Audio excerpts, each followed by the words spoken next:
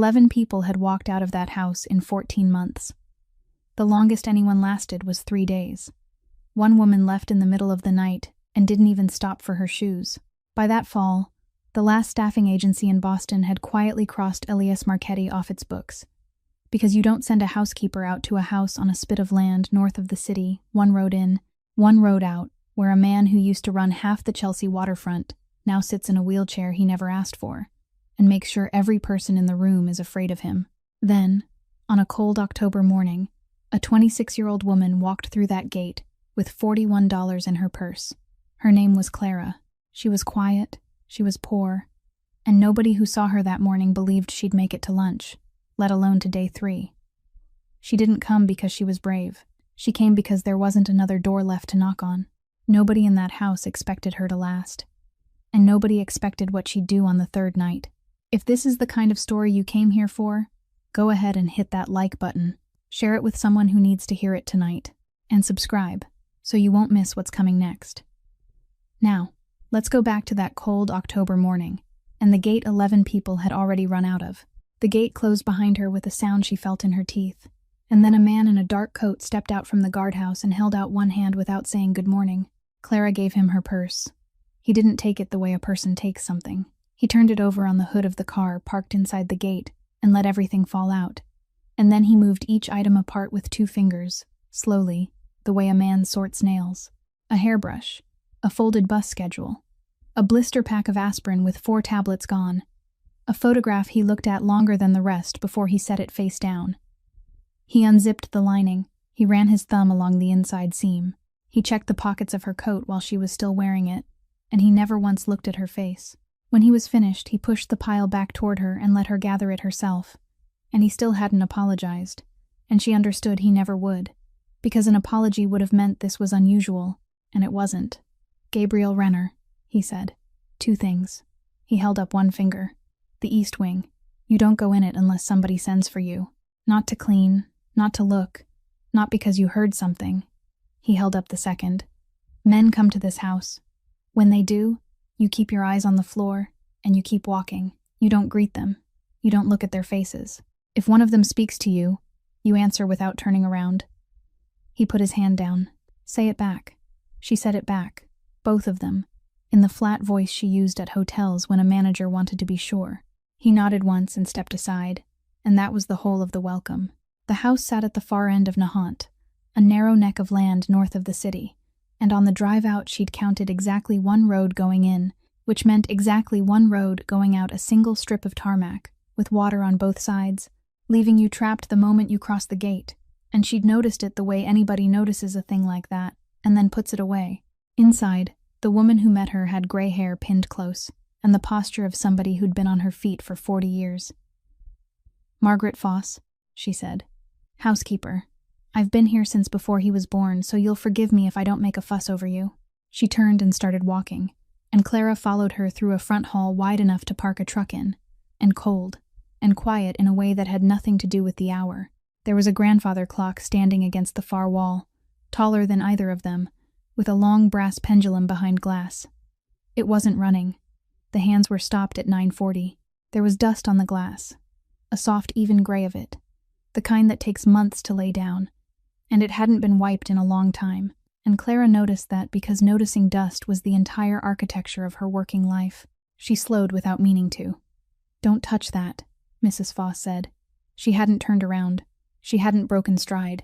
She said it the way you'd tell somebody where the light switch was, and she kept walking, and Clara stopped looking at the clock and followed her. They went through the kitchen, and the pantry, and the back stairs, and a laundry with 2 machines and a folding table. And Mrs. Foss talked the whole way in short, flat sentences. "The linens go here, the bins go out Tuesday. The alarm panel by the mudroom takes a 4-digit code you'll get on Friday if you're still here," and that last part was said without any particular meaning, the way a person states a fact about weather. Then she stopped at the bottom of a staircase and turned around. "Wages," she said. "Cash. Friday afternoons. $1,800 a week." Clara's hand was on the banister and she didn't move it. She had cleaned 211 rooms a month at a hotel by the airport for $11.40 an hour, and she had done the arithmetic on $1,800 a week before Mrs. Foss had finished saying it. and she understood the number in the way that people who have never had money understand money, immediately and completely. Nobody paid that to have a floor mopped. Floors could be mopped for a quarter of it, and mopped well, and mopped by somebody with references. The rest of it was for something else. The rest of it was for a woman who came into a house, saw what was in it, and never once said a word about any of it to anybody, anywhere, for the rest of her life. She looked at Mrs. Foss, and Mrs. Foss looked back, and neither of them explained anything, because there wasn't anything to explain. "All right," Clara said. "You don't seem surprised," Mrs. Foss said. "No, ma'am." Something crossed the older woman's face and then left it. "Huh," she said, and started up the stairs. At the top, she turned left down a corridor and stopped in front of a heavy door, and she straightened Clara's collar with one quick motion, the way a mother does at a funeral, and stepped back. "He's in there," she said. "Don't speak unless he asks you something." The room was long and mostly empty, and there was a desk at the end of it, with papers squared off on the surface, and the man behind the desk was reading and didn't look up when she came in. He let her stand there. She stood. She'd stood in front of enough front desks in her life to know that standing was the whole test, and that the second you shifted your weight or cleared your throat, you'd already told the other person everything about yourself. So she put her hands together and waited, and the only sound in the room was the sound of a page being turned. "Mrs. Foss tells me you're the 11th, he said. His voice was low, and it didn't go up at the end, and he still hadn't looked at her. "Yes, sir." "Name?" "Clara Doyle." She said it the way she'd been saying it for 6 weeks, and it came out level, because she'd practiced it until it came out level, and there wasn't a flicker in her face when she said it. He wrote something. "You want this job?" "Yes, sir." "Why do you need this money?" The question came without any change in his tone, which is what made it hard, because there was nowhere in it to hide. "My mother had a stroke in February," she said. "She's in a rehabilitation facility in Revere. Insurance covers part of it. It doesn't cover all of it." "How much doesn't it cover?" $4,200 a month." "How far behind are you?" 3 months. "And?" She hadn't expected the and they sent a letter, she said. 30 days. If it isn't current in 30 days, they discharge her. He set the pen down. He looked up for the first time, and she made herself keep her eyes on his, because she'd already decided in the hallway that whatever else she did in this house, she wasn't going to be one of the people who looked at the floor when he did that. He was maybe 37, dark-haired, and he had the stillness of a man who'd learned to make his upper body do all the work his face used to do. He looked at her for a while. "Most people lie to me," he said. "They lie about small things because they think small lies are free. They tell me they've always wanted to work in a home like this. They tell me they don't scare easy." He let that sit. "You'll last longer if you don't." "Yes, sir. That's not a threat. It's arithmetic." "I understand. Do you?" He picked the pen up again and turned it once between his fingers and put it down.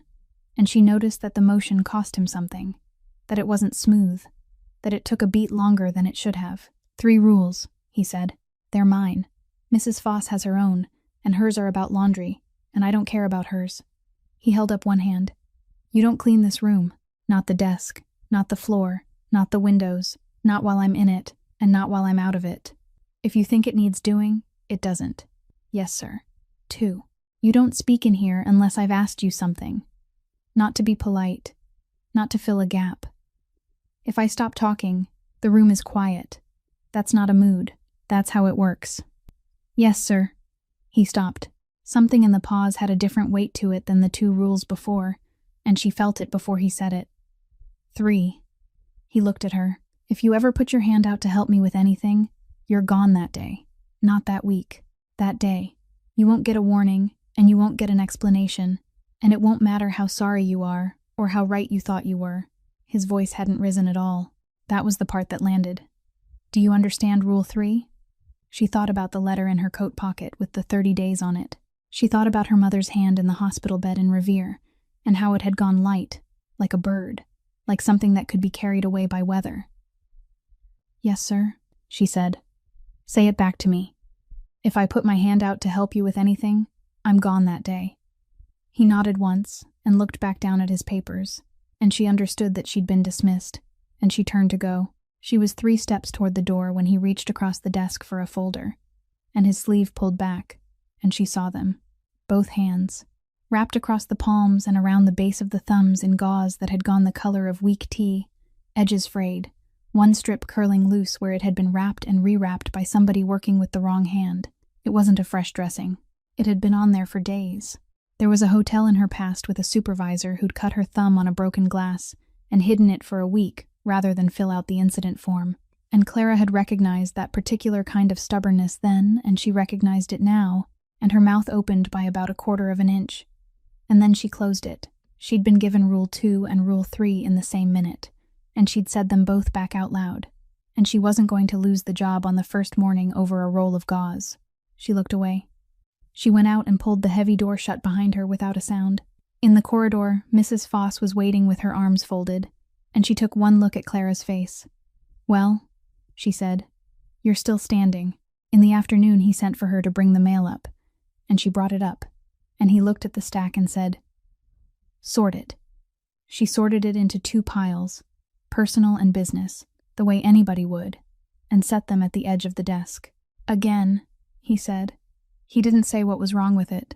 She stood there for a second waiting for the rest of the sentence, and it didn't come, and she understood that it wasn't going to, and she picked the stack up and did it again, this time by size, largest on the bottom, because that was the only other logic she could see in it.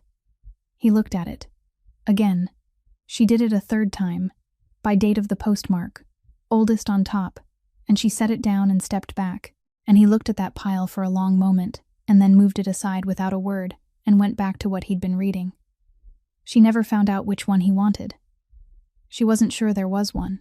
Later, reaching for a folder, his elbow caught a water glass at the edge of the desk, and it went over the side and broke on the floor, and the sound was very loud in that room. Her body started to move before she'd decided anything. That's how it works with people who clean for a living. Something breaks, and you're already down on your knees with your hand out, and you don't think about it any more than you think about breathing. She got a half step. "Leave it," he said. So she stopped, and she straightened up, and she put her hands back where they'd been, and she stood in the middle of that room, with broken glass 6 feet away, and water spreading out across the wood, and she did nothing. He didn't go back to his papers. He looked at her. It went on long enough that she counted it, the way you count when you're not allowed to move, and it was somewhere past 30 seconds, and his face gave her nothing at all. Then he said, "That's all," and she went out. Mrs. Foss swept up the glass herself an hour later and didn't ask. Toward the end of the day, Clara was sent down the back corridor for towels, and she went past a door that was standing halfway open onto a room she hadn't been in yet. Wide, mostly bare, with a set of parallel bars bolted into the floor, and a padded mat under them, and equipment along one wall that she couldn't name. She wasn't looking for anything. Her eye caught it the way an eye catches a thing that's the wrong color. On the left-hand bar, near the far end, there was a dark smear about the length of a finger, dried, gone brown, and a smaller one below it on the floor mat where something had dripped and been left. She stood in the hallway with the towels against her chest, and she looked at it, and she did not go in. Then she kept walking. She didn't mention it to Mrs. Foss, and she didn't mention it to anyone. And later, she'd think about how easily she'd made that decision, how it hadn't felt like a decision at all. In the kitchen at 6, Mrs. Foss poured herself coffee she wasn't going to drink and said, without looking over, "The one before you lasted 3 days." Clara kept folding. She was a nice girl. 22. She saw him come out of that room one afternoon, and she went and got a towel and she held it out to him. Mrs. Foss set the cup down. That was 3 o'clock. Her ride came at 4. She picked the cup up again. "I'm not telling you that to frighten you. I'm telling you because nobody told her." At 8:15, Clara was on the bus, and by 9 she was at Bayview in Revere, which smelled like every place of its kind smells, and where the woman at the desk knew her by sight and slid the statement across without being asked. $4,200 a month. The part insurance wouldn't touch. 3 months of it stacked up in a column, and the balance at the bottom in a box with a line under it. Clara folded it into her coat pocket next to the other letter and went down the hall. Her mother was awake, propped up, hair combed by somebody else, hands on top of the blanket. Clara sat down and took one of them. "Hi, Mom." Irene looked at her with a pleasant, distant courtesy, the way you look at a woman who's come to read the meter. There was nothing behind it. There hadn't been anything behind it since February, most days, and Clara had learned not to go looking for it, because going looking for it was how you ended up crying in a parking lot at 10 at night. So she just held the hand and talked about nothing. The bus, the weather turning. And after a while, her mother's eyes drifted toward the window, and she said, in a low, fretful voice, like she was picking up the middle of an argument, "The tackle box. You tell them about the tackle box." "Yes, Mom," Clara said. She'd been saying yes to that one for months. She said it the way you agree with the tide. She stayed until they dimmed the hall lights. Back at the apartment near midnight, she put the statement in the drawer with the others, and then she knelt down and opened the suitcase she still hadn't unpacked in 6 weeks, and lifted the lining and took out a small blue tin box, worn pale at the corners, and she held it for a moment, and then she put it in her coat pocket and hung the coat by the door. The cars came a little after 10 the next morning, and Clara heard them on the gravel and did what she'd been told to do, which was keep her eyes down and keep moving, and she was halfway across the front hall with a bucket when the door opened and 5 men came in out of the cold. She looked at the floor. She kept walking. She got as far as the pantry doorway before a voice behind her said, pleasantly, "Good morning." She stopped. She turned around only as far as she had to. He was an older man, maybe early 50s, gray at the temples. In a good coat he was already handing off to somebody else, and he was smiling at her the way a man smiles at a waitress in a restaurant he likes. "You're new," he said. "Yes, sir." "What's your name?" "Doyle, sir." "Doyle." He said it back like he was tasting it. "That's a nice name. I used to know some Doyles out of Dorchester back in the day." He nodded to her, once, courteously, the way men of a certain age nod. "Vincent Sarno. I'm here quite a lot. If I'm ever in your way, you tell me." And then he went past her toward the office, and Clara stood there for a second with the bucket in her hand, and the strange feeling of having been treated like a person, which nobody in that house had done since she'd walked through the gate. The doors didn't shut all the way.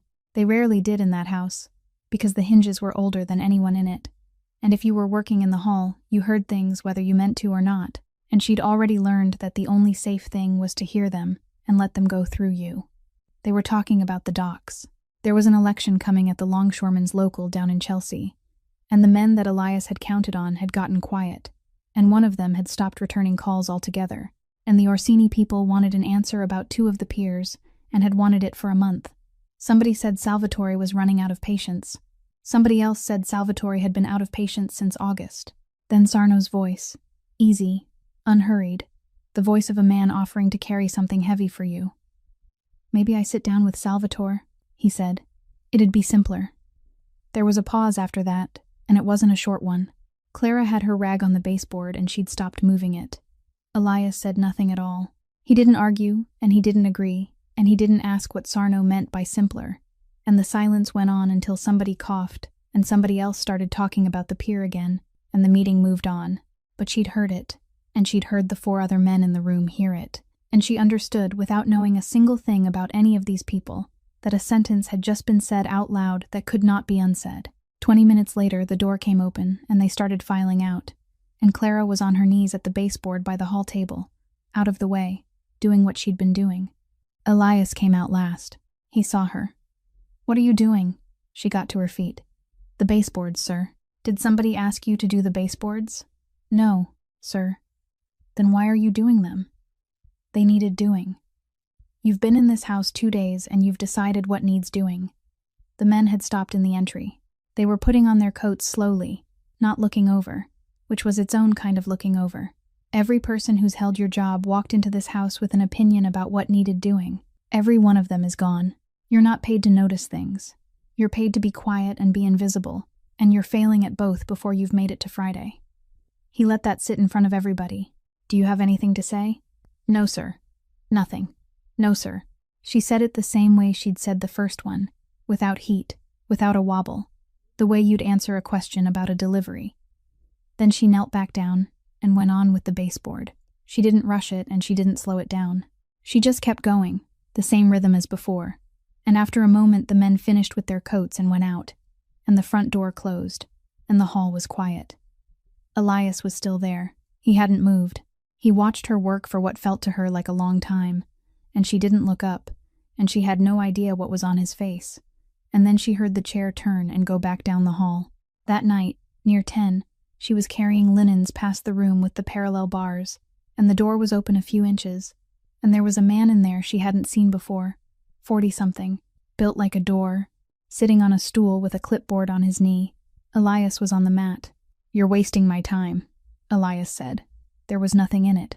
Flat, final, the tone that ended conversations in that house. The man on the stool didn't look up from the clipboard, and he didn't change his voice by 1 degree. "You're wasting your own," he said. 6 more. Clara kept walking, and she heard, behind her, the sound of a man putting his hands back on the bars.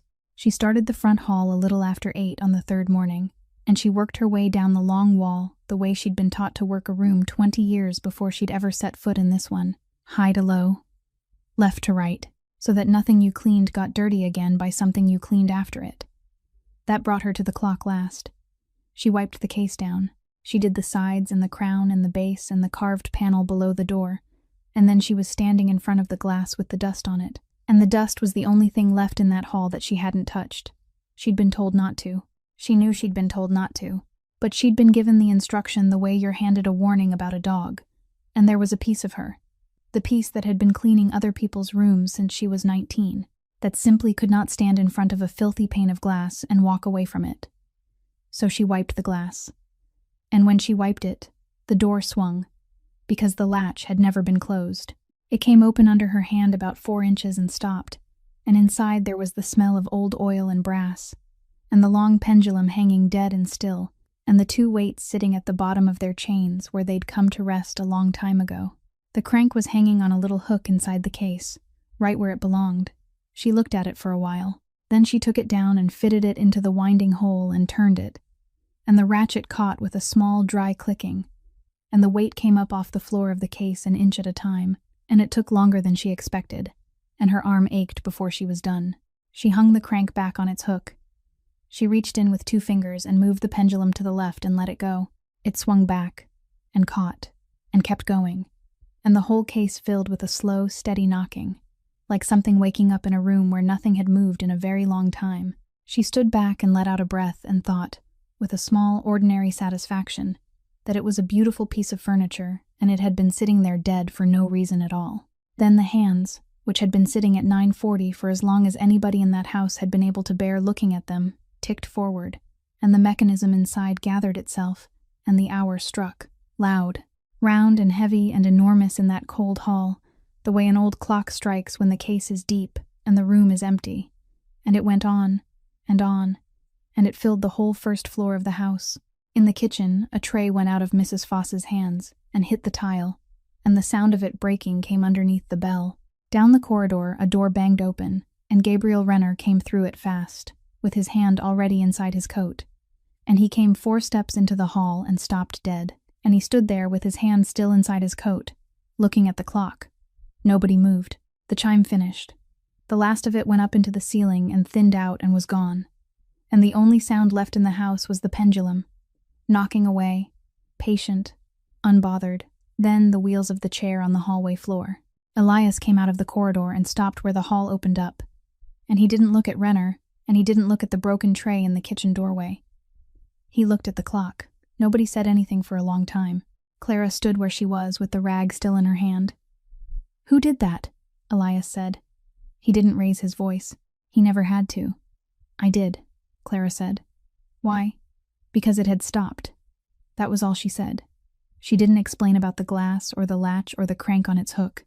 She didn't say she was sorry, because she wasn't sure yet whether she was, and because saying it would have been a way of asking him for something, and she had a feeling that asking him for anything in that moment would have been the wrong thing entirely. So she stood there and let it be true, and waited. He looked at the clock. He looked at it for a long while, at the hands that were now some minutes past where they had been, at the pendulum going back and forth behind the glass she'd cleaned. Something went across his face and she couldn't read it, and she never would be able to. Not that day.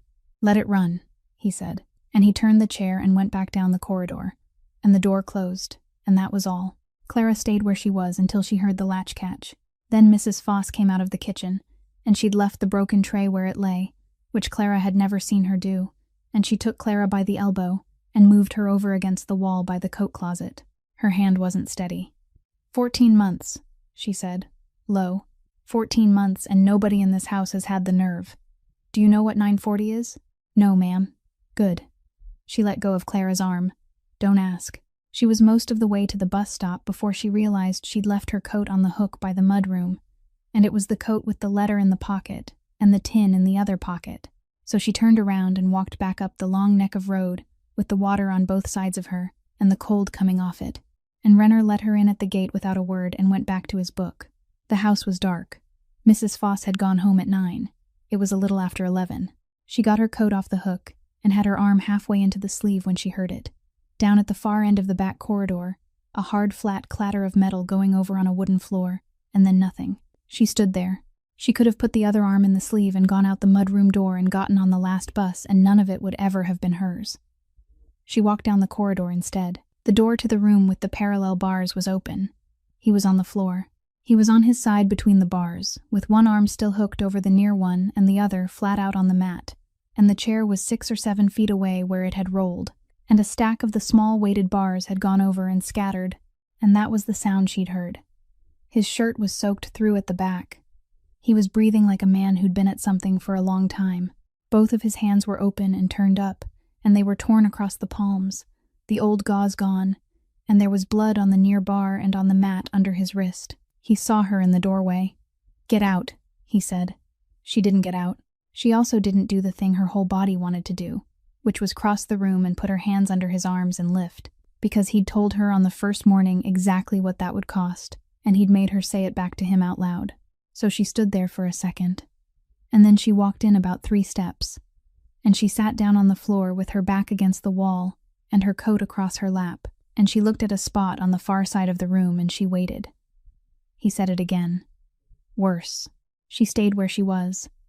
And then he stopped talking, because there wasn't anything left to say that she was going to respond to, and the room went quiet. It stayed quiet for a long time. She didn't look at him, because she understood that looking at him was a kind of pressure, and she didn't have the right to put it on him.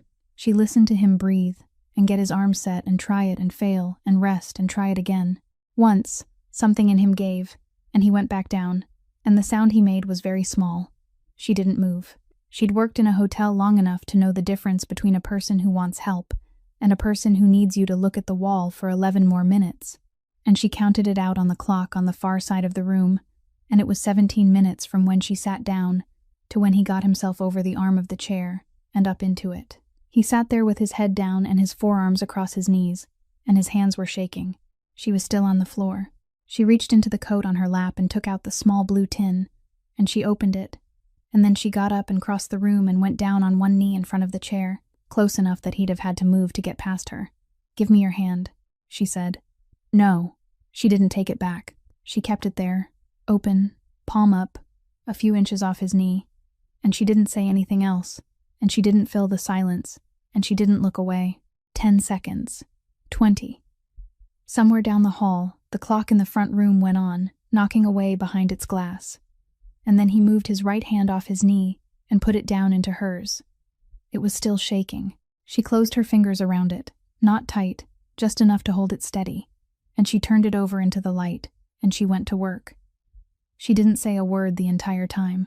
She cleaned it, and she laid the strips across the worst of it, one at a time, pressing each one down at the edges with her thumb, and when she'd done that hand, she set it back on his knee and held out her hand again, and he gave her the other one, and she did that one too. He watched her the whole time. When she was closing the tin, he said, "You're not afraid of me." "I'm afraid of you," she said. "But your hands were bleeding." He didn't answer that. She stood up. She had the tin in one hand and her coat over her arm, and she was already turning for the door when he said, "You're still here."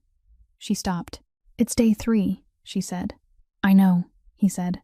She got back to the apartment a little after 1 in the morning, and she didn't turn the lights on. She sat down on the floor by the suitcase in her coat and put the tin on the boards beside her.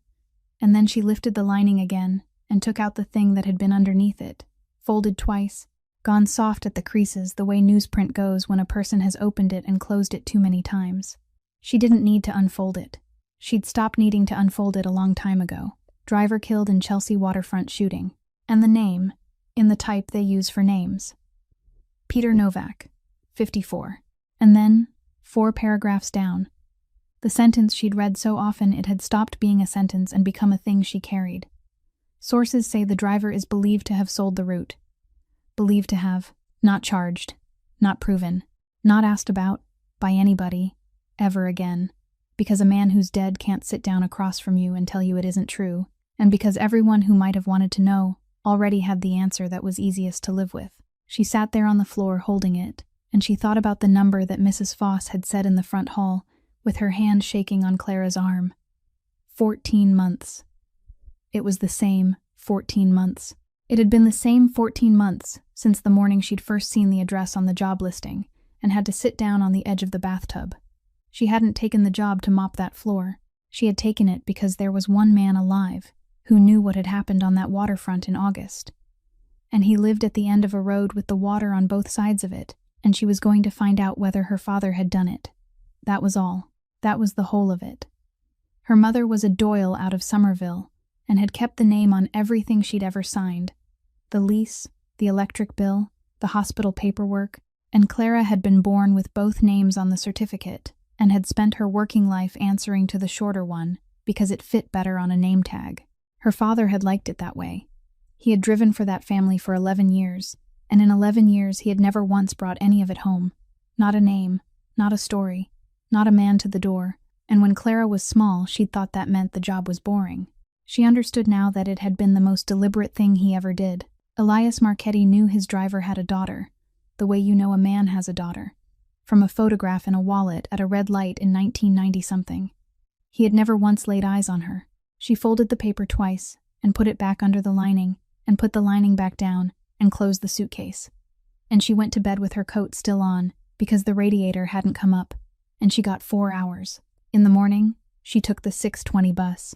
Renner was at the gate.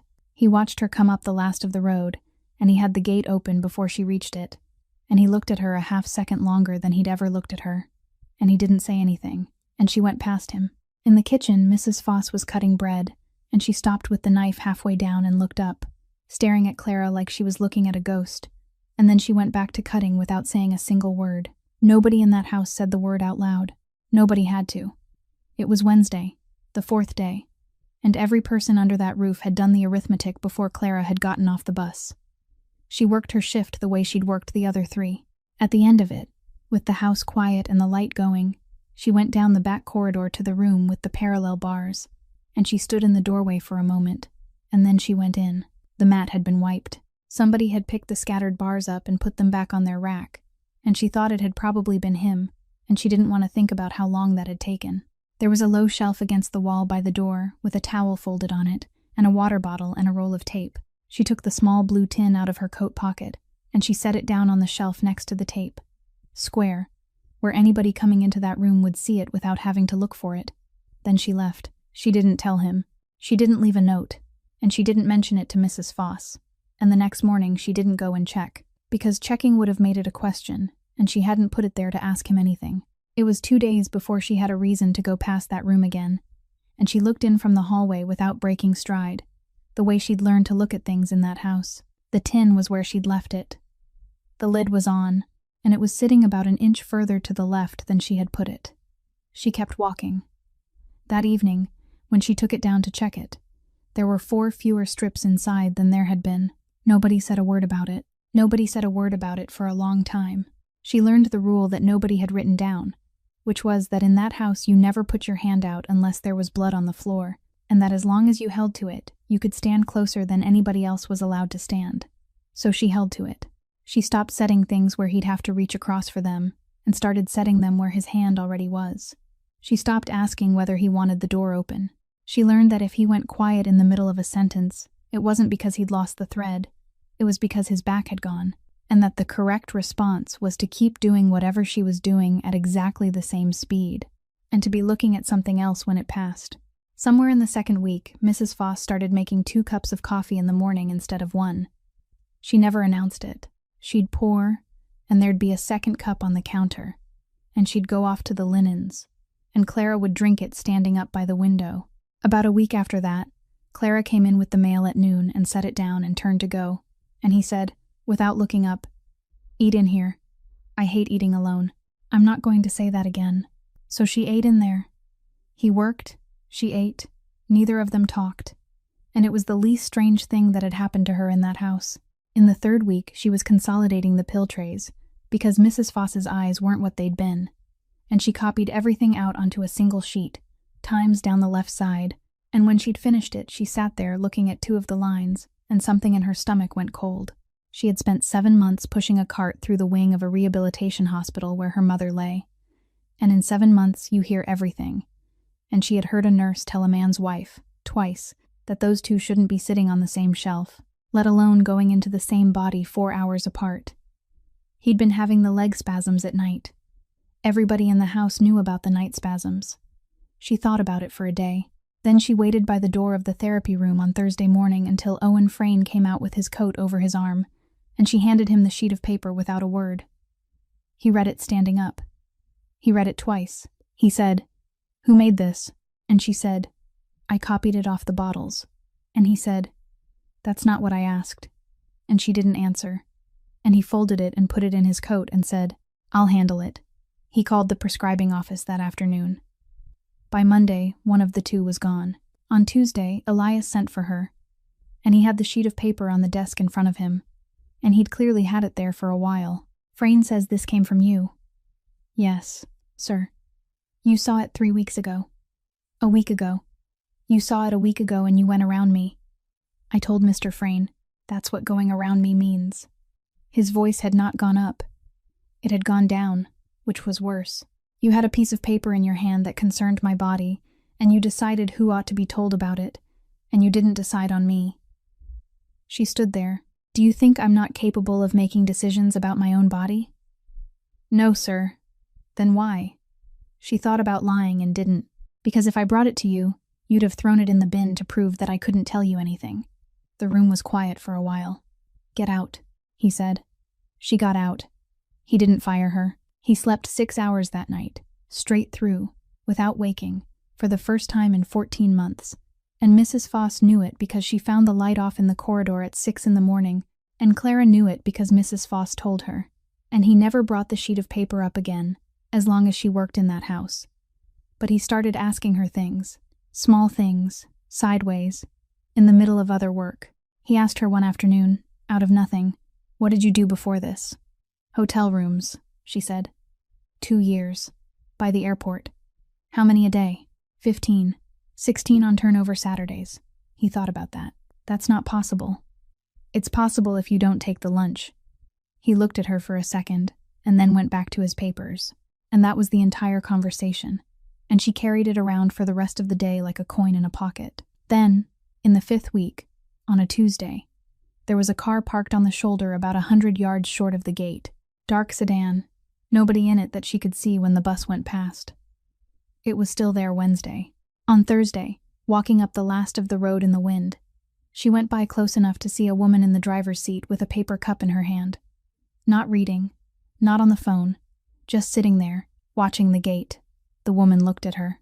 Clara kept walking.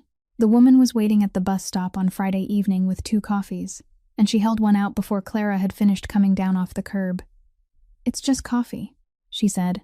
"It's cold, and you've been on your feet since 7. Clara looked at the cup and didn't take it, and the woman set it down on the bench between them and sat. And after a while Clara sat too, because the next bus was 20 minutes out and standing in the wind to make a point wasn't worth anything to anybody. "Ruth Kessler," the woman said. "Federal Bureau of Investigation, out of the Boston field office. I'm not going to show you anything, because if somebody drives past and sees me showing you something, that's a bad night for you and not for me." She held her own cup with both hands. She was somewhere in her 40s, plain coat, no makeup to speak of, and she had the specific tiredness of a person who has been doing one thing for a very long time. "I've been on Vincent Sarno for 6 years, she said. 6 years, 3 grand juries, 2 cooperators who changed their minds, and 1 who moved to Arizona and won't answer the phone. I know what he is the way you know what weather is. I can't prove any of it." She drank some coffee. "You're in that house 5 days a week. Nobody sees you. Nobody's careful around a woman with a bucket. That's not an insult. It's the most valuable thing about you." Clara said nothing. "I'm not asking you to wear anything or plant anything, or go anywhere you don't already go. I'm asking who comes, when, how long they stay, what mood everybody's in when they leave. That's it." She let that sit. "There's money. It comes in pieces, and it depends on what it's worth, but it can go to 30,000. And if it ever gets loud, we move you. New apartment, new town, moving costs, and a placement service that actually works. She turned her head. And your mother goes with you. We'd handle the transfer. The bus came, the wrong one, and went. Clara watched it go. No, she said. Kessler didn't argue and didn't sigh, which Clara respected. Can I ask why? No, ma'am. All right. Kessler stood up. She put her cup in the trash barrel by the pole and buttoned her coat, and she got about 3 steps toward the sedan before she stopped and turned around. And when she spoke again, her voice hadn't changed at all, which was the worst part of it. Novak, she said. Not Doyle. Clara didn't move. Everything in her went very still, the way water goes still, all at once, from the bottom up. It took me 5 weeks, Kessler said. I had the name, I had the county, and I had a records clerk who owed me a favor. And it still took 5 weeks, because your mother kept her own name and because your father was very careful about the two of you. He was more careful than anybody I've ever looked at. She let that stand there a moment. Mr. Sarno won't need 5 weeks. He'll need 1 phone call, whenever it occurs to him to make it. She looked at Clara sitting on the bench with an untouched coffee going cold beside her. I'm not saying that to frighten you. I don't do that. I'm saying it because right now you're the only person in the world who thinks nobody knows, and you should stop thinking that tonight. She took a card out of her pocket and set it on the bench where the cup had been. There's no name on it, just the number. Call it from anywhere but that house. And then she went back to the sedan and pulled out and drove away without looking over. And the road was empty again, and the water at the end of it went on doing what water does. Clara sat there. The 7:40 came, and she watched the doors open, and the driver look at her, and she gave a small shake of her head, and the doors closed, and it pulled out. She sat there through the 8:10 as well. She wasn't thinking. Exactly. She was doing the thing a person does when something has come apart, which is going back over every day of the last 5 weeks, looking for the place where she should have known, and finding it in 11 different places, and understanding that she'd walked past all of them because she'd needed to. She thought about Renner turning her purse out on the hood of that car on the first morning, and how he'd picked up the photograph and looked at it and put it face down. She thought about a house at the end of a road, with the water on both sides of it, one way in, one way out. Around 9:30, she picked up the card and put it in her coat pocket, and she put the cold coffee in the barrel, and she got on the last bus. At 6:20 the next morning, she was on the number 1 going north with her hands in her lap, and she walked the last of the road in the dark, and Renner opened the gate, and she went through it. The Orsini people wanted the 2 peers back, and they had stopped being polite about how they asked. Word came on a Tuesday that Salvatore wanted an answer inside the month, and the men came out to the house on Thursday, and Clara worked the hall the way she always worked the hall, and the door was open its usual few inches, and she heard the whole thing. It was Sarno who said it, and he said it kindly, which was the part she'd remember. Nobody in this room thinks less of you, he said. I want that understood before I say the rest. He waited until somebody murmured, but we're going to sit across a table from a man who's 68 years old and who has been doing this since before either of us could drive. And he's going to look at you, and he's going to make a judgment in the first 4 seconds, and it isn't going to have anything to do with what you know. A pause. So let me sit the meeting. You keep the seat, you keep the name, you advise. I go and take the hit, because nobody respects a man in a wheelchair, and I'd rather that be my problem than yours. Nobody spoke for a moment. Then somebody said, well, and somebody else said, it's not the worst idea. And the meeting moved on, and Clara stood in the hall with her rag on the same 6 inches of wood she'd been working for a minute and a half. That night the house emptied out, and she stayed late doing the linens because Mrs. Foss had gone to her sister's, and it was near 11 when she went past the office with the basket, and he said her name. She came in and stood inside the door. He wasn't reading. He had his hands flat on the desk, and he was looking at nothing at all. He isn't wrong, he said. He didn't say it to her. Exactly. He said it the way a man says a thing he's been holding down all day and can't hold down alone. Clara stood there with the basket on her hip. She thought about setting it down and decided against it. Can I say something, sir? You've never once asked me that. No, sir. She waited until he moved his hand, which was as close to yes as he came. At the hotel, she said. There was a year when the company wanted to get rid of the whole housekeeping floor. Bring in an outside crew. Cheaper. No benefits. It was going to happen. Everybody said it was going to happen. She shifted the basket. It didn't happen. Why not? Because we were there, she said. That's all it was. It wasn't that we were good. Some of the girls weren't good. It was that we were in the building at 6 in the morning and the managers came in at 9. And when something broke at 7, we were the ones standing there. You can't replace the people who are in the room. You can only replace the people you don't see. He was looking at her now. That's a hotel, he said.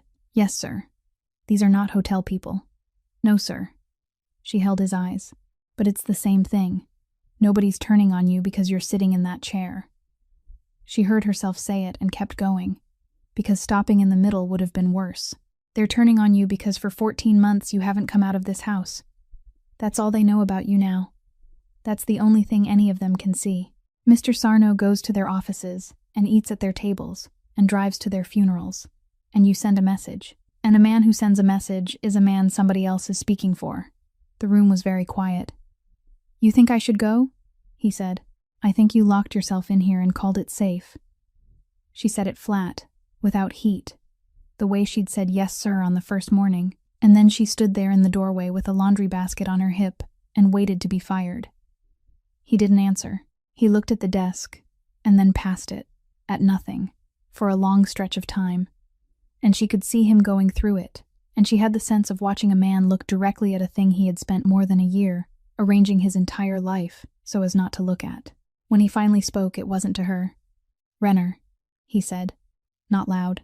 The door opened almost immediately, which told Clara that Renner had been standing on the other side of it, and probably had been for a while. Sir. Elias didn't look up. Set the meeting with Salvatore, he said, in person, at his place, not here. Renner didn't move for a second. Sir, we can have Vincent. I'm going. There was a pause, and then Renner said, Yes, sir, in a voice that had something in it Clara hadn't heard from him before, and he went out. Elias pulled a sheet of paper toward himself and picked up a pen with a hand that still had gauze across the palm, and he started writing.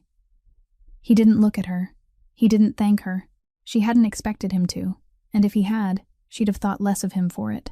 She stood there another moment, and then she picked up her basket and went down the hall to the laundry, and behind her, in the front room, the clock struck the quarter hour and kept going. They left the house on a Thursday at 4 in the afternoon, and it was the first time in 14 months that Elias Marchetti had gone through his own front door for any reason other than a hospital. Nobody made anything of it. Renner brought the car around and put the chair in the back and got him in. And Mrs. Foss stood in the doorway with her hands folded and didn't wave. And Clara rode in the front because somebody had to carry the folder, and because he'd said, without explaining, that she was coming. Nobody talked on the way in. They came down through the tunnel and up into the north end where the streets go narrow and the buildings lean over you, and Renner parked half on the curb outside a restaurant with the shades down and a hand-lettered sign in the door that said closed for a private function. 2 men were standing outside it who weren't waiting for a table. Clara stayed in the car. That had been settled before they left, and it wasn't discussed again. She watched Renner take the chair out and open it, and she watched Elias get himself into it in the street, in front of those 2 men, without any help and without hurrying, and then Renner held the door, and they went in, and the door closed. Upstairs there was a long table with 6 men around it, and a 7th chair pulled out at the near end, and Salvatore Orsini sat at the far end with his hands folded on the cloth. He was 68, and he had a face like a closed fist. When Elias came into the room, every man at that table stood up, except one. Orsini didn't move. He sat there with his hands folded and let the others get halfway out of their seats before they understood, and sat back down. And by the time the room had settled again, the thing had been said as clearly as if he'd stood on the table and shouted it. Vincent Sarno, 2 seats down on the left, looked at his glass.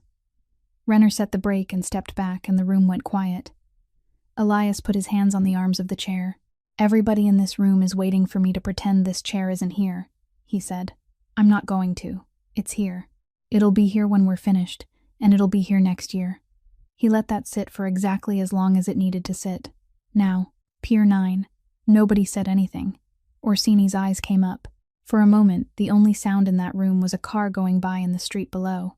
Then the old man unfolded his hands. He reached out and took the bottle by the neck, and pulled the empty glass at the near end of the table toward himself. And he poured it, and he pushed it back down the table with 2 fingers until it stopped in front of Elias. He didn't say a word while he did it. He didn't have to. Every man at that table understood what had just been handed over, and one or two of them let out a breath. Orsini sat back. "Pier 9, he said. They talked for an hour and 10 minutes. 2 of the men argued, and one of them argued badly. And Elias didn't raise his voice once. And at the end of it, Orsini said a thing about his father that made the whole table laugh. And Elias almost smiled, and the meeting broke up. Men came around the table to shake his hand. On the way out, Sarno was the last one standing by the door. He put his hand on the back of Elias's chair, briefly, the way an uncle does. "That was well done," he said. "I mean that." And then he smiled. He smiled the way he'd smiled at Clara in the front hall on his first morning. Warm, unhurried, entirely pleasant, and he said nothing else at all, and he stepped back and let them pass. Out in the street the light was gone, and the wind had come up off the harbor. Clara got out and opened the car door and stood back while Renner did the transfer. And she folded the chair the way she'd watched him fold it. And she put it in the back. She didn't ask. She'd made up her mind on the drive-in that she wasn't going to, that whatever had happened in that room upstairs would come to her or it wouldn't, and either way, it wasn't hers to go looking for. She got in the front, and they pulled out and went up the narrow street with the buildings leaning over them. And they'd gone maybe 4 blocks before he said it. "You were right." That was all. He said it to the window. She didn't answer, because there wasn't an answer that wouldn't have made it into something, and she understood by then that in that house you got exactly 1 sentence of that kind, and you didn't ask for a second. So she looked at the road and let it go by. He didn't speak again the whole way back. Renner drove them down toward the water and into the tunnel, and the tile went past on both sides, and the tires changed pitch the way they do when you go underground. They were about a third of the way through the Sumner when the dark shape came up on the right where there wasn't any room for a dark shape to be. Clara felt it before she saw it, the way you feel a truck beside you at speed. And then Renner said one word she didn't catch, and the car went sideways. The tile wall came in fast on her side, close enough that she could see the grout lines. The other vehicle stayed with them, riding the quarter panel, pushing, and the sound of it was enormous in a place with a roof on it. Tires screaming off the walls and coming back at them doubled, and the mirror on the passenger side went and skittered away behind them. Renner didn't brake. That was the thing she'd think about afterward, that he didn't brake, that his hands never came up off the wheel to do anything panicked with it, that he let the car take one more hard shove, and then went down through the gears and put it into a gap that Clara hadn't known was there. The wall came off her window. There was a horn somewhere behind them, going and going, and then the tunnel opened up ahead, and there was daylight, gray and low over the water, and Renner was already in the right lane and up the ramp and gone, and the whole of it, from the first shape in the mirror to the light on the road, was 40 seconds. Nobody was hurt. In the front seat, Elias hadn't moved. Not once. Clara saw it from where she sat because there was nothing else in that car to look at. The belt had locked across his chest at the first hit, and it had him pinned there, and his hands were flat on his thighs, and he was looking straight ahead at the tile going by, and his face had nothing on it at all.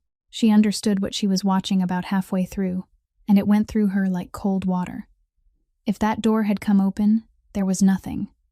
No door handle he could throw himself out of. No running, not a step of it, not one, in any direction, ever. The whole calculation a man makes without knowing he's making it, the one that lets him sit in a car in a tunnel and feel like a person, had been taken out of him 14 months ago, and he'd just spent 40 seconds sitting inside the fact of it, with a wall 6 inches from the glass. She reached forward between the seats. She put her hand around his wrist, above the gauze, and held it. She didn't say anything. He didn't look at her, and he didn't pull away. And she held on until they were up on the highway with the water on the left and the traffic ordinary around them, and then she let go and sat back. Renner watched the mirror the rest of the way. Nobody said one word about it, then or later. When they got to the house, he took the corner too fast on the gravel and had the chair out before Mrs. Foss had the door open, and Elias got himself into it and went up the ramp and through the hall without stopping. Clara carried the folder in. She was in the kitchen putting the kettle on when she heard the first thing go over down the back corridor. Then the second. She stood there with her hand on the burner knob. Mrs. Foss looked at her once and then found something to do in the pantry, and Clara took her hand off the knob and went down the hall. The door was open. He'd pulled the rack of small bars over, and they'd gone everywhere, and the stool was on its side, and he'd gotten hold of the edge of the mat and hauled it half up the wall, and he was in the middle of it with his chest going and his head down. When he heard her, he didn't tell her to get out. He put his hand out. He did it before she'd taken a step toward him, before she'd had a chance to kneel, and he did it without looking up. Palm turned over, the gauze split and dark across it, and it was not a request, and it was not a surrender, and she never did find a word for what it was. She went and got the tin off the shelf where it lived now. She knelt down in front of the chair on one knee the way she had the first time, and she took the hand he'd already given her and turned it into the light, and she went to work. He watched her do it. She cleaned it, and she laid the strips down one at a time and pressed each one at the edges with her thumb. And when she'd finished, she set that hand on his knee, and he gave her the other one without being asked. Neither of them said a single word from the time she came through the door to the time she closed the tin, and then she got up, and he didn't tell her to leave. That was the part she noticed, standing there with the tin in her hand in a room full of things on the floor. He didn't send her out. He just sat there with his hands turned up on his knees, and she stayed where she was. And after a while she started picking up the bars. He asked about her mother on a Monday, out of nothing, in the middle of the mail. Where is she? Bayview, in Revere. What happened? A stroke. In February. Is she coming out of it? No, sir. She squared the stack. Some days she knows me. Most days she doesn't. He didn't say he was sorry, which she was grateful for. What does it cost? She thought about giving him a number that sounded smaller. $4,200 a month, she said. That's the part the insurance won't take. How far behind? 3 months. There's a letter, 30 days from the 12th. She put the mail on the desk and left, and he didn't say anything else. 8 days later, she went in on a Tuesday evening, and the woman at the front desk in Revere looked at her screen, and then looked at it again and said, "Miss Doyle, this is showing a 0 balance." And Clara stood there and said, "That's not right." And the woman turned the monitor around, and it was right. Paid in full. All 3 months. Wire transfer. No name on it. Nothing to call back. Clara went and sat with her mother for an hour and didn't feel any of it. And then she rode the bus north in the dark and walked up the road and went straight past the kitchen to the office and stood in the door. "You paid the hospital." "Yes. I didn't ask you to." "No. I don't want to be pitied," she said, and her voice wasn't steady, and it was the first time in 9 weeks in that house that it hadn't been. "It isn't pity. It's wages." "It's not wages." "Then you owe me," he said. "I like that better." He went back to his papers. She stood there for a second longer with her hands open at her sides, and then she went out and did the linens, and she was so angry she folded the same sheet twice. He sent for her again at 10, when the house was empty. He wasn't reading. There was a glass on the desk with nothing in it. "Sit down," he said, and she sat, which she'd never done in that room. "August a year ago," he said. "The Chelsea side. You've heard people in this house not say it." "Yes, sir." "Then you should hear it said." He turned the empty glass a quarter turn. "There were 4 cars that morning, and only one route that made sense, and the people waiting for us knew which one it was. And they knew what time. That doesn't happen from the outside. Somebody in the house gave it to them." He said it evenly, like a man reading a manifest. 2 men died. I spent 9 weeks at Mass General, and I came out of it in this chair." He stopped. Then he said the name. "Peter Novak." Everything in the room went very far away. "He drove for my family for 11 years, Elias said. 11 years. He drove my father. He sold the route, and he took the money, and he got in the car anyway that morning, which I've never understood, and he didn't come out of it either." Clara had her hands in her lap and she did not move them. "He had a wife?" Elias said.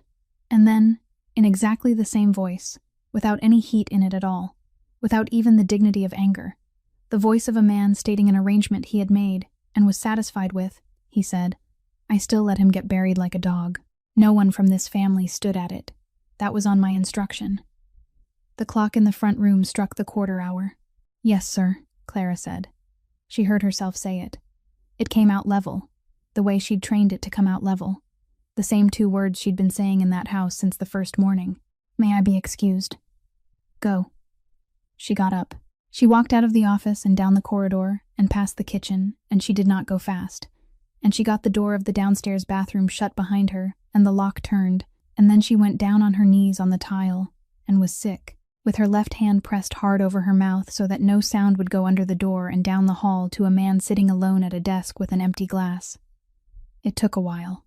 She rinsed her mouth. She washed her face and dried it on her sleeve because the towel was folded and she didn't want him to see it disturbed in the morning.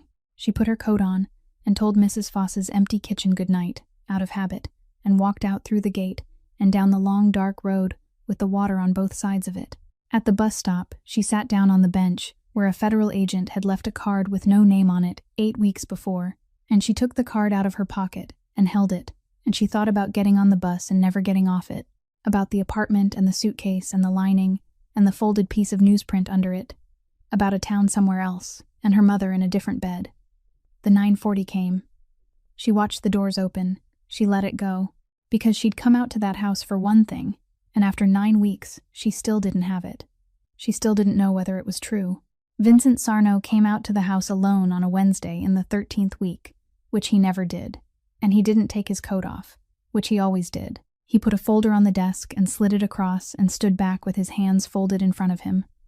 Patient, sorry, the way a doctor stands. Elias opened it. There were 2 things inside. The first was a photocopy of a birth certificate out of the city of Somerville, and the name on it was Clara Doyle Novak, and 3 lines down, in the box for the father, it said Peter Novak. The second was a photograph, taken from a car, of a woman in a gray coat, sitting on a bench at a bus stop, next to a woman in a plain dark coat, holding 2 cups of coffee. I didn't want to bring you this, Sarno said. I want that on the record. I sat on it 4 days. He let a moment go by. She came to you 14 months after her father sold that route. She gave you a name that isn't the one on that certificate, and she's been meeting with a federal agent named Ruth Kessler, who has been trying to put a case together in this city for 6 years. He shook his head slowly. I don't know what she thinks she's owed, but whatever it is, she came out here to collect it. Elias looked at the 2 pieces of paper for a long time. Then he said, Get Renner. Clara was in the laundry. Renner came and stood in the doorway and said, He wants you, and something in the way he said it made her set the sheet down and follow him without asking. Sarno was gone. The 2 pieces of paper were squared on the desk facing her. Elias didn't look up until she'd stopped in front of it. Then he did. Your name, he said. Everything in her went quiet, all at once, the way the house had gone quiet the morning the clock struck. She could have lied. There was a version of it where she lied, and it would have held for a day. Clara Novak, she said. Say it again. Clara Novak. His voice hadn't risen. That was the whole of it. That was the part that took the floor out from under her, that a man could ask a question that was going to end her life in that house, and ask it in exactly the tone he used to ask what time the mail had come. What did you come here for? To find out if my father really did it. Have you got your answer? No. You bandaged my hands. Yes. You sat on the floor in that room for 17 minutes. Yes. He looked at her. There was a long silence, and in it, she understood that he was not going to ask her a single question about the woman on the bench, that he had made up his mind about that before she'd walked in, and that there was nothing she could put in front of him that would go in. Get out of my house, he said. She didn't say anything. She'd known she was going to hear it since the second she saw the certificate on the desk, and she'd decided somewhere in that hallway that whatever else she did, she wasn't going to stand in that room and beg a man to believe her, because a person who has to beg has already lost the thing she's begging for. So she said, Yes, sir, the way she'd said it on the first morning, and she turned around and walked out. Renner drove her to the gate. She had her coat over her arm and nothing else, because there was nothing else, and on the way through the corridor she stopped at the room with the parallel bars and went in and took the small blue tin out of her pocket and set it on the shelf, square, next to the tape. Then she got in the car. Renner didn't speak until the gate. For what it's worth, he said. And then he didn't finish it, and she got out and walked down the long road with the water on both sides of it. In the house, Elias sat alone until the light went. Then he came out into the front hall and stopped in front of the clock and opened the glass door. And he reached in and put his hand flat against the pendulum and stopped it. The knocking quit. The house went silent, all the way down, the way it had been. He went back down the corridor. The tin was on the shelf where she'd left it, and he took it in his hand, and it weighed almost nothing, and he had his arm halfway back to throw it against the wall when he turned it over. There was something scratched into the bottom of it, not printed, cut in, unevenly, with the point of a knife, by somebody working slowly, a long time ago, P. Novak. And then it came back to him, the peace he had been reaching for in the dark for 14 months, and never once caught. Whole and clean, and in the wrong order, the way those things come. That morning, the car in the yard, Peter standing by the door with an envelope in his hand, saying, "Boss, there's something I need to tell you about Vincent." And Elias, already reaching for the handle, not looking up. Later, an hour later, Peter Novak was dead. She went out to Revere the next afternoon because there wasn't anywhere else to go, and she was 3 steps into her mother's room before she saw that the chair beside the bed was already taken. Vincent Sarno was sitting in it with his coat over his knees, and his hand resting on top of Irene's hand on the blanket. He looked up and smiled at her. The same warm, unhurried smile he'd given her in the front hall on his first morning, and he didn't take his hand away. "There she is," he said. "Your mother and I have been having a lovely visit." Clara didn't move from the doorway. Her mother was looking at the window with the pleasant, vacant courtesy she gave to everybody now, and there was a small cup of pudding on the tray with the foil peeled back, and somebody had fed her half of it. "She's a talker," Sarno said. "You wouldn't think it, but she is. It's all in pieces, of course. The nurse says that's how it goes. Somebody's wedding, a dog, a man named Frank who I couldn't place." He said it fondly. He might have been talking about his own mother. "Most of it doesn't mean anything." He patted the back of Irene's hand once, lightly, and then he stood and folded his coat over his arm. "But she does keep coming back to a box." He said it exactly the way he'd said all the rest of it, in the same tone, at the same speed, and then he leaned over and took the edge of the blanket and drew it up and smoothed it flat across Irene's chest, carefully, the way you'd do it for someone in your family. "There," he said to her. "That's better, isn't it?" He straightened up. "Miss Doyle," he said, and he nodded to Clara politely, and he walked out past her, and she heard his shoes going away down the corridor, unhurried, all the way to the end.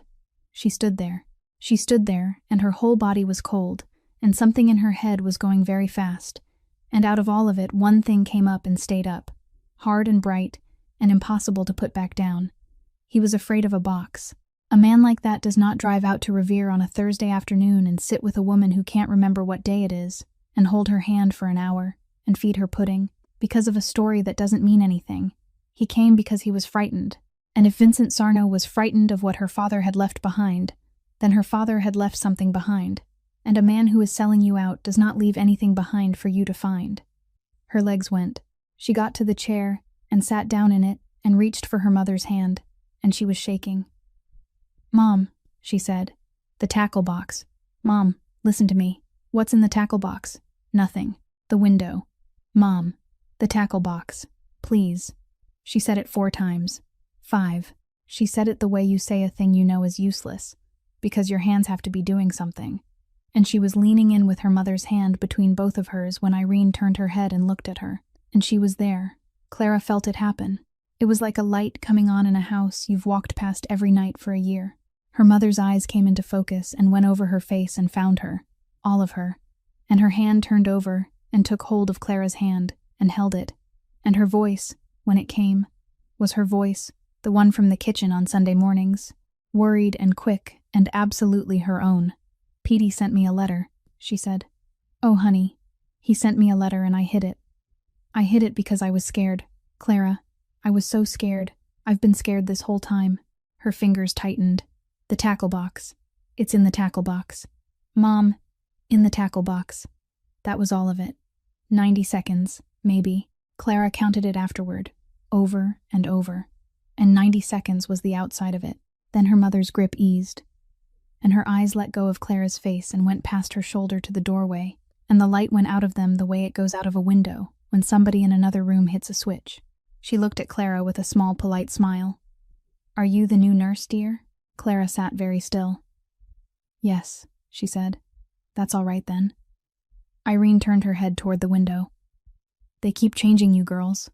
Clara stayed. She sat in the chair with her mother's hand in hers, and she didn't get up, and she didn't take out her phone, and she didn't call anybody, not the woman with the card and no name on it, not the house at the end of the road with the water on both sides of it.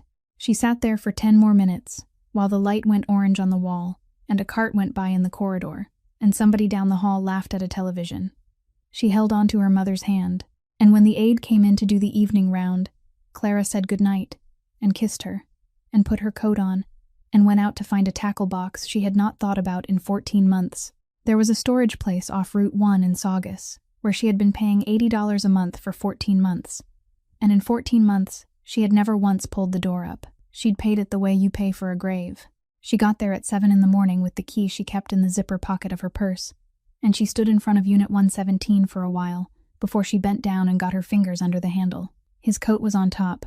That was the first thing, and it nearly finished her, because it still smelled like him. Cigarettes and cold air, and the inside of a car, his boots, a box of paperbacks, and in the back corner, the green tackle box with the rust on the hinges that he'd had since before she was born. She sat down on the concrete floor and opened it. Lures on the top tray, the same ones, tangled the way they'd always been tangled. She lifted the tray out. Underneath, there was a folded route log in his handwriting, small and square, the way he wrote, with the 4th of August at the top, and a note beside the change of route about who had told him to make it. There was a photocopy of a container manifest with a signature on the bottom line, Vincent Sarno, in ink. There was a cheap handheld recorder, the kind they sell in a drugstore for $20, with a cassette still in it. There was a piece of lined paper torn out of a spiral notebook, 4 words on it in pen. If anything happens to me, this is why. And underneath all of it, face down, a school photograph of a girl of 12 with a gap in her teeth. She got to the gate on Nahant at 9:10. Renner came out of the guardhouse and stopped in front of her with his hands at his sides and said, "You can't be here." She held up the recorder. "Tell him I have the thing he's been looking for 14 months. Renner looked at her for 4 or 5 seconds. Then he went inside and picked up the phone. They played it in the office with the door shut. It was bad quality, and there was traffic on it. 2 men standing outside somewhere. And Sarno's voice came through, clear enough, warm, patient, reasonable, the way it always was. He named a figure, $200,000. He said it more than once, and he explained why it was fair, and he explained what would happen to a man's family if a man were foolish about it. And none of that was the part that mattered. The part that mattered came at the end, when Peter Novak said, in a voice Clara had not heard in 14 months, tired and flat, and completely without drama, "I've driven for this family 11 years. You keep your money." Then footsteps, and the recording stopped. Nobody in that room moved. Elias sat with his hands on the arms of the chair and said nothing for 4 minutes. Clara knew it was 4 minutes because the clock in the front hall was stopped, and she had nothing else to count with but her own breathing, and she counted it, and it was 4 minutes. Then he said, "You were in my house 13 weeks, and you never asked me one question about your father." "I was going to," she said. "The night you told me about August, I was going to ask you the next morning." She kept her voice even. "Then you said you let him get buried like a dog." He looked down at his hands. The gauze was gone. It had been gone for a while, and what was underneath was healed over, pink and ridged across both palms, and he turned them over and looked at them like they belonged to somebody else. "I'm sorry," he said, "for what I said about your father, and for what I did to you in this room." Nobody in that house had ever heard him say it. Renner, standing by the door, looked at the floor. Within the hour, there were 4 men in the front hall with their coats still on, and Renner came into the office and said, quietly, "We know where he'll be Sunday. It can be done Sunday." Elias said, "No." Renner didn't move. "Sir, our law says..." "Our law buried an innocent man, and not one person in this house asked a question about it." He said it without raising his voice, and Renner stopped talking. "If I take him downstairs on Sunday, then Peter Novak is a rat forever. Nothing changes. Her mother dies in a bed in Revere, and the last thing anybody ever said about her husband is the thing that isn't true." He put his hand flat on the desk. "A man's name doesn't get given back to him in the dark." Then he looked at the recorder sitting on the blotter between them. "That tape proves he tried to buy him," he said. "It doesn't prove who called the men to that pier in August. There's only one person alive who can put that in a courtroom, and he's sitting in this chair." Clara said, "Then don't." He looked at her. "You do that and they take everything you have." "Yes," he said. He reached across the desk and turned the phone toward her. "You've got a card in your coat with a number on it and no name," he said. "Dial it." They came back to the same room over the restaurant in the North End on a Tuesday. 6 men and the long table and the cloth. And when Elias came through the door, Salvatore Orsini stood up. He was 68 years old, and it took him a moment. And he did it anyway, and every man at that table saw him do it. Elias set the root log on the cloth in his father's driver's handwriting, and the copy of the manifest with the signature on the bottom line, and then he put the little drugstore recorder down between the plates and pressed the key. And Peter Novak's voice came up into that room. The same room where they had decided about him 14 months before, tired and flat and entirely without drama. I've driven for this family 11 years. You keep your money. Nobody moved while it played. When it clicked off, Orsini sat looking at the tablecloth for a while. Then he pushed his chair back and stood and pulled the napkin out of his collar and dropped it on his plate. And he looked down the table at Vincent Sarno and said 4 words. You're on your own. And he walked out, and the men on both sides of the table got up and went out after him, and Sarno sat alone in a room with 2 documents and a tape recorder. And when he finally came down the stairs and out onto the street, Ruth Kessler was standing on the sidewalk with 3 other agents and a warrant, and she'd been standing there for 40 minutes. The tape proved a bribe. It didn't prove who made the call in August, and there was only one man alive who could put that in front of a jury, so he did. Elias Marchetti gave the government Vincent Sarno and nothing else, and nobody else. And in the giving he handed over the rest of it too. The piers, the arrangements, the whole underneath of a business his family had run for 3 generations. And what was left standing at the end of it was a licensed freight company on the Chelsea waterfront, with 11 trucks and a payroll. The judge accounted for the cooperation and for the chair. 22 months at the Federal Medical Center at Devon's. The night before he reported, he said, I'm not asking you to wait. And Clara said, You've never asked me for anything. That's why I stayed. In March, the Boston Globe ran a correction on page 4. Peter Novak, 54, was not involved in the August attack on the Chelsea waterfront, and the paper regretted the original characterization.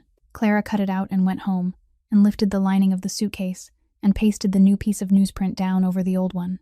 Every Sunday she drove 55 minutes out to Ayer, and sat across a table from him for the length of a visit. He asked about her mother every time. In the spring, she moved Irene to a place in Beverly, with a garden and a window that faced east. He came home on a morning in October.